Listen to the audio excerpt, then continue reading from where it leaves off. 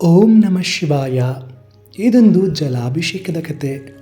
ಒಂದು ಕಾಲದಲ್ಲಿ ಭಕ್ತನೊಬ್ಬ ಶಿವನನ್ನು ಪ್ರಾರ್ಥಿಸುತ್ತಾ ಕೇಳಿದನು, ಪ್ರಭು, ನಿನ್ನ ಲಿಂಗದ ಮೇಲೆ ನೀರನ್ನು ಸುರಿಸುವುದು ಯಾವ ಅರ್ಥ? ಶಿವನು ನಗುತ್ತಾ ಹೇಳಿದನು, ಲಿಂಗವು ಸೃಷ್ಟಿಯ ಮೂಲ, ಜಲವು ಜೀವನದ ಸಾರ.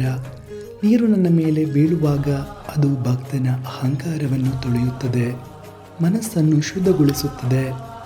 ಆ ಭಕ್ತನು ಪ್ರತಿದಿನ ಜಲಾಭಿಷೇಕ ಮಾಡುವಂತೆ ಅವನಲ್ಲಿನ ಮನಸ್ಸಿನ ಕ್ರೋಧ, ದುಃಖ, ಅಶಾಂತಿ ಕರಗತೊಡಗುತ್ತವೆ. ಅವನು ಅರಿತನು, ಶಿವಲಿಂಗಕ್ಕೆ ಜಲಾಭಿಷೇಕ ಮಾಡುವುದು ದೇವರಿಗೆ ನೀರು ಕೊಡುವುದಲ್ಲ, ನಮ್ಮೊಳಗಿನ ಅಶುದ್ಧತೆಯನ್ನು ಅರ್ಪಿಸುವುದು. ಅಂದಿನಿಂದ ಜಲಾಭಿಷೇಕವು ಶಾಂತಿ, ಶುದ್ಧತೆ ಮತ್ತು ಭಕ್ತಿಯ ಸಂಕೇತವಾಯಿತು.